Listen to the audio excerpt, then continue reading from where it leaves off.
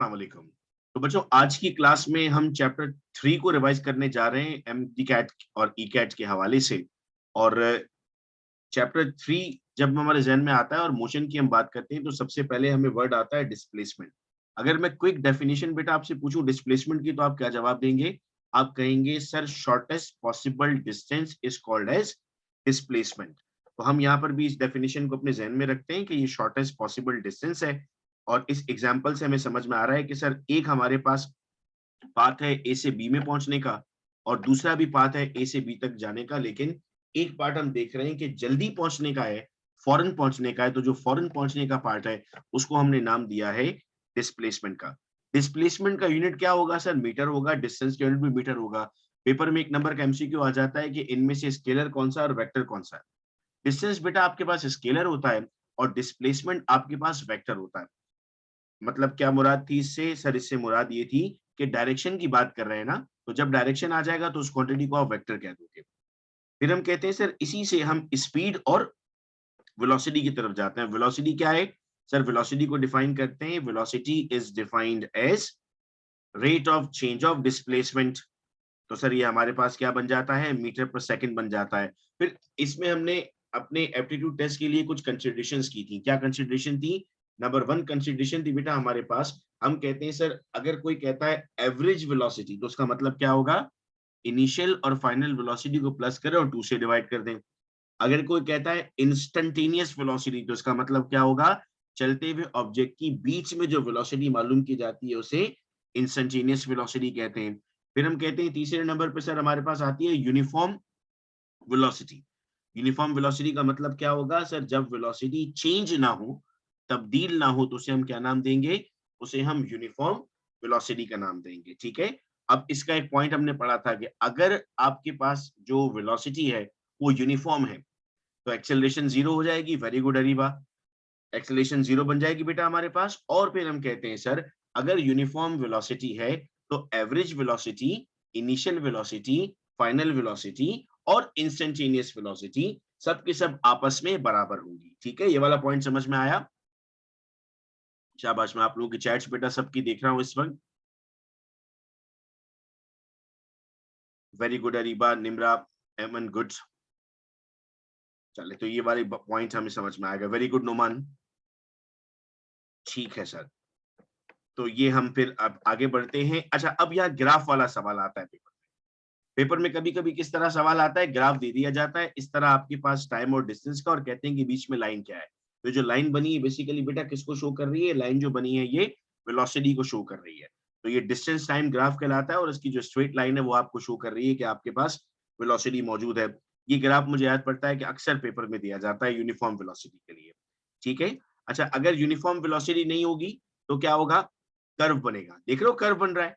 तो अपने पास कॉपियों में आप लोगों ने ये बात नोट कर ली है कि सर अगर यूनिफॉर्म वेलोसिटी है तो स्ट्रेट लाइन बनता है, और अगर आपके पास नॉन यूनिफॉर्म वेलोसिटी है, जैसे वेरी गुड नोमान, उसे हम वेरिएबल कहते हैं, तो आपके पास एक कर्व बनेगा। ठीक है, ये दोनों बातें समझ में आई? दोनों ग्राफ का डिफरेंस समझ में आया आप लोगों को? Very good.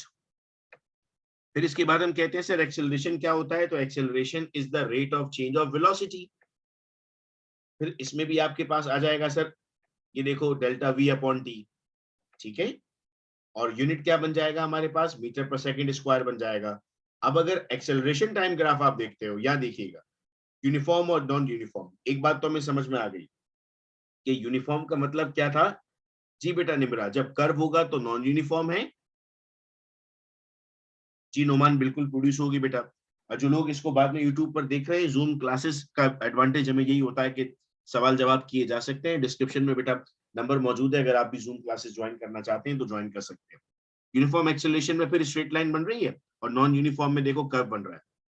तो अगर ये सवाल आ जाता है पेपर में तो इजीली आप इसको इस तरह से सॉल्व कर सकते हो। आगे बढ़ते हैं बेटा। अब आपके पास ये इक्वेशंस आती है ना, तीन equations of motion. Vf is equal to V I plus A T, S is equal to V I T plus one upon two A T square, V F square is equal to V I square minus plus two A S. अब हम कहते हैं sir इसमें कुछ consideration कर लेते हैं। आइए, अगर सवाल में कुछ ऐसा लिखा होगा ना कि body is starting from rest, आप कहोगे सर इनिशियल वेलोसिटी जीरो है। अगर लिखा होगा body is coming to rest by application of brake, उस वक्त हम कहेंगे सर फाइनल वेलोसिटी कितनी है, 0 है।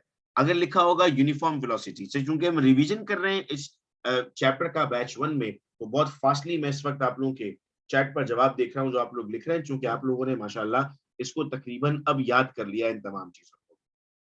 फिर हम कहते हैं सर अगर यूनिफॉर्म वेलोसिटी है तो एक्सेलरेशन कितनी हो जाएगी, सर एक्सेलरेशन 0 हो जाएगी उसकी, ठीक है। तो इस तरह से आपको कुछ कंसिडरेशन। अच्छा, बॉडी अगर फ्री फॉलिंग होगी तो ए किसके बराबर हो जाएगा, जी के बराबर हो जाएगा, यानी 9.8 बन जाएगा। और अगर अपवर्ड जा रहा है तो क्या हो जाएगा, माइनस हो जाएगा, और अगर डाउनवर्ड आ रहा है तो क्या हो जाएगा, प्लस हो जाएगा। ठीक है, शाबाश। अब आपके पास इसके न्यूमेरिकल्स आते हैं ना, एक तो ये सॉल्यूशन हमारे पास मौजूद होता है, और आपको पता है सेम न्यूमेरिकल पूछे जाते हैं, एग्जैक्टली सेम न्यूमेरिकल। अब जो बुक में सॉल्व हुए हुए होते हैं, इसको तो आप लोगों ने सॉल्व कर भी लिया है और सॉल्यूशन देखा भी है। अक्सर बच्चों को मसला आता है कि सर ये जो लास्ट में न्यूमेरिकल दिए जाते हैं ना, ये अक्सर बच्चे सॉल्व नहीं कर पाते हैं। मैं आप लोगों को आज एक डॉक्यूमेंट भेजूंगा आपके व्हाट्सएप ग्रुप में, जिसमें पूरी किताब के सॉल्व न्यूमेरिकल्स मौजूद है। यानी ये जो आपके पास न्यूमेरिकल है ना, मैं इस वक्त अगर अपनी स्क्रीन पर इसको देखता हूँ, अगर सिस्टम में नजर आता है तो मैं वहां से भी आपको भी दिखाता हूँ। अदरवाइज मैं आप लोगों को व्हाट्सएप ग्रुप पर बेटा भी ये भेजूंगा। ये बेटा मैं आप लोगों को ना पूरा पीडीएफ में है मेरे पास, जो मैं आप लोगों को भेजूंगा। ये पूरी टेक्स्ट बुक के जितने भी न्यूमेरिकल्स है ना, एग्जाम्पल्स नहीं, प्रॉब्लम्स जो बैक पर दी जाती है ना, उनका सॉल्यूशन है। अब है तो ये सारे चैप्टर्स का, चैप्टर 1, चैप्टर 2 से लेकर चैप्टर 10 तक। हम चूंकि चैप्टर वाइज चल रहे हैं तो सिर्फ एक एक चैप्टर को हम देखेंगे। ये इस वक्त हैंग हो रहा है, 1 मिनट सिर्फ दे दो। तो मीनवाइल मैं आप लोगों को ना ये ग्रुप में भेज देता हूँ, चूंकि मैं फिर ऐसा ना हो कहीं कि भूल जाऊं, तो आप लोगों तक ग्रुप में पहुंचेगा नहीं। तो ये मैंने आप लोगों को आपके व्हाट्सएप ग्रुप में भेज दिया। मुझे अभी ही चैट पर कंफर्म कर देना आप लोग कि आप लोगों को रिसीव हो गया है बेटा ये डॉक्यूमेंट। ये देखो, ये इसमें ना मैं आपको अगर अभी चैप्टर 3 दिखाऊं ना, जो इस वक्त हमारे काम का, कल जो मैं आपको दिखा रहा था ना चैप्टर 2 पढ़ा था कल हमने, उसमें देखो ये सब था ना, आ गया, रिसीव हो गया ना, ठीक है बेटा, वेरी गुड। आप बेटा जिनके पास पीडीएफ नहीं खुल रहा है ना, वो पीडीएफ रीडर या adobe Acrobat reader play store से डाउनलोड कर लो अपने फोन में। ठीक हो गया बेटा।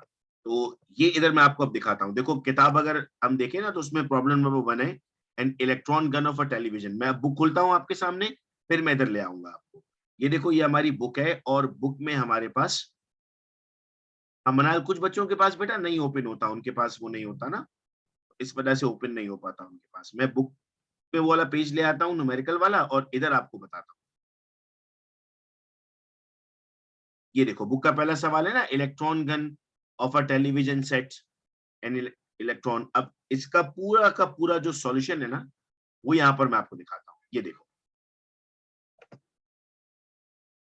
ये इसका पूरा डेटा बना हुआ है, और पूरी और तस्वीर के साथ इसमें समझाया हुआ है। तो जो बुक वाले एग्जैक्ट हमारे न्यूमेरिकल है ना, उन न्यूमेरिकल्स को इतनी आसानी से आप सॉल्व कर सकते हो। एक नजर देखोगे ना आप, तो आपको समझ में आना शुरू होगा, अच्छा ये था आपके पास, पूरा आपके पास। और फर्स्ट ईयर में भी अगर कोई आपका जानने वाला पढ़ता है ना, स्टूडेंट वगैरह पढ़ता है, उसको जरूर ये देना, उसके भी ये काम आएगा पूरा का पूरा। और ऐसा मैं सेकंड ईयर का भी सोच रहा हूँ कि अगर तैयार हो जाए ना, रेडी हो सेकंड ईयर का, तो वो भी मैं आप लोगों को दूं, वो भी बहुत ज्यादा काम आएगा। ठीक है, तो लास्ट वाले जो न्यूमेरिकल्स है ना, उनको एक बार आप लोगों ने इसमें से देख लेना। सही है, मैं दोबारा बुक की तरफ बेटा लेके जाता हूँ आपको, और जहां से हमने स्टॉप किया था वहां पर हमारा। ठीक है, चलो। तो इक्वेशंस ऑफ मोशन वाला मसला हमारा हल हो जाएगा। ये बेटा जैसे ही निम्रा हमारी सारे चैप्टर्स हो जाएंगे ना, पहले फर्स्ट ईयर के न्यूमेरिकल्स वाले पे, नेक्स्ट टॉपिक बेटा हमारे पास आता है मोमेंटम। अब मोमेंटम क्या होता है हमारे पास, सामने बेटा आज ही हमने एक्सप्लेनेशन वाले ग्राफ समझे, अगर आप उस वक्त क्लास में थी तो आपको क्लियर होगा, अदरवाइज मैं रिकॉर्डिंग बेटा शेयर करूंगा, वो देख लेना। मोमेंटम किसे कहते हैं, मोमेंटम कहते हैं सर हम product of mass and velocity, तो इसे हम कहते हैं एमवी। इसका यूनिट याद है बच्चों आप लोगों को, हमने कैलकुलेट किया था एक दफा, दोबारा मैं आपको समझाता हूँ। मास का मतलब होता है किलोग्राम, और वेलोसिटी का मतलब होता है मीटर।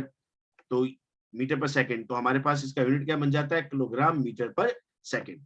अगर मैं इस पूरी इक्वेशन को मल्टीप्लाई और डिवाइड करूं सेकंड से, यानी मल्टीप्लाई बाय सेकंड और डिवाइडेड बाय सेकंड, तो क्या बन जाएगा, किलोग्राम मीटर पर सेकंड स्क्वायर और 1 मीटर। ठीक है, ये वाला पॉइंट समझ में आया? क्योंकि हम चाहें तो मल्टीप्लाई डिवीजन अगर दोनों तरफ कर रहे हैं तो कर सकते हैं ना। या जब तक मैंने मार्क किया ये वाली बात समझ में आई बेटा? असल में निम्रा हमें आगे इसका यूनिट ड्राइव करना होता है ना, दैट इज व्हाई हम इसको मल्टीप्लाई डिवाइड करते हैं सेकंड्स। अब ये बताओ किलोग्राम मीटर पर सेकंड स्क्वायर, ये तो बन गया केजी और ये बन गया एक्सेलरेशन। तो एक तरफ केजी है, एक तरफ एक्सेलरेशन है, तो ये क्या बन जाएगा? ये तो सर एम ए बन रहा है ना। तो एम ए किसके बराबर होता है सर? एम ए तो न्यूटन के बराबर होता है। अच्छा, तो आपके पास इसका यूनिट क्या बन जाता है सर? हमारे पास का यूनिट बन जाता है न्यूटन सेकंड। वो एक सेकंड पीछे मौजूद था ना हमारे पास, वो सेकंड यहाँ पर आ जाएगा। पेपर में सवाल आता है what is the SI unit. हम पहले तो देखते हैं अगर कहीं किलोग्राम और मीटर पर सेकंड लिखा होता है तो उस पर टिक कर देते हैं, बाद में अंदाजा होता है कि नहीं सर ये तो दो है हमारे पास, ये वाला भी आएगा और न्यूटन सेकंड वाला भी आएगा, दोनों हमारे पास यूनिट होंगे उसके।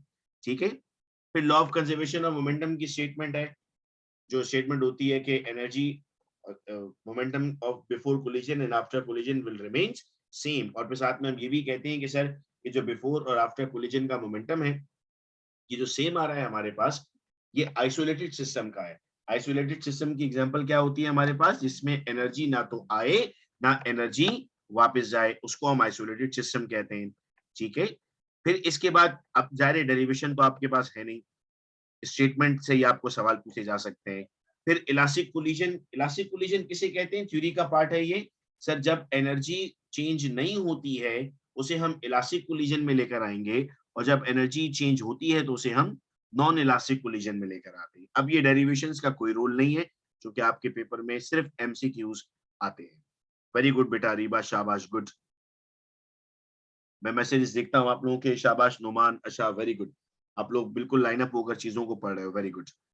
ये जो केसेस हैं, अच्छा इन केसेस में आपको भी सिर्फ इतना याद करना होगा बेटा आपके एमसीक्यूज के लिए कि सर हमारे पास केस 1 में मासेस इक्वल हैं, केस 2 में एक बॉडी का मास ज्यादा है एक का कम है, चूंकि ये तो हमारे पास आता है ड्राइव करने के लिए। नहीं बेटा, इनके केसेस आपके पास अब डेरिवेशन के लिए नहीं आ सकते। फिर आता है हमारे पास टॉपिक फ्रिक्शन।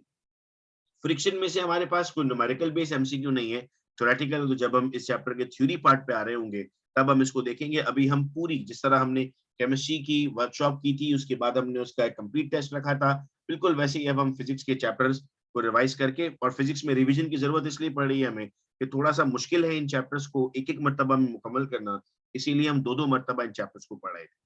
और फिर इसमें आपके पास टेंशन इन स्ट्रिंग है, उसकी भी डेरिवेशंस नहीं है बेटा, उनके फॉर्मूलाज आपको याद होने चाहिए। ठीक है, यहाँ आकर ये वाला चैप्टर भी हमारा मुकम्मल हो जाता है। लास्ट एक टॉपिक है इंक्लाइन प्लेन का। इंक्लाइन प्लेन पे एक चीज पूछी जाती है पेपर में, और अगर मैं आपको बताऊं, मुझसे पहले आप लोग मुझे बता दोगे, फॉर्मूला है a is equal to g sine theta. तो जरा बताओ मैक्सिमम मिनिमम कौन सा एंगल पे आएगा? अब तो अल्हम्दुलिल्लाह इतने आप लोग चैंपियन हो गए हो इसमें कि फौरन बता देते हो मैक्सिमम मिनिमम।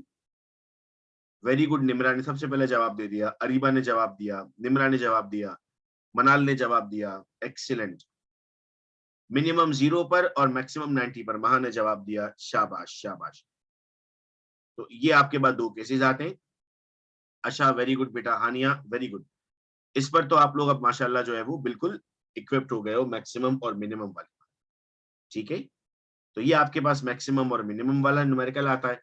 एग्जाम्पल्स के सॉल्यूशन तो बेटा बुक में हमें मिलते हैं, और जो लास्ट वाले क्वेश्चन से ये पूरे मैंने आपको अब डॉक्यूमेंट भेज दिया है तमाम चैप्टर्स के लिए, उसमें से भी हम इसको देख सकते हैं। तो ये चैप्टर भी क्लियर है बेटा आप सब लोगों को अब? सब कल की इंशाल्लाह हमारी जूम जो क्लास होगी उसमें हम चैप्टर नंबर 4 उठाएंगे अपना। ठीक है, जैसे ये 10 हो जाएंगे हमारे, तब हम आएंगे अपने ग्रैंड टेस्ट की तरफ। ठीक है, चलिए रिकॉर्डिंग माफ करता हूं ताकि अगर कोई सवाल जवाब भी है तो आप लोग पूछ लो।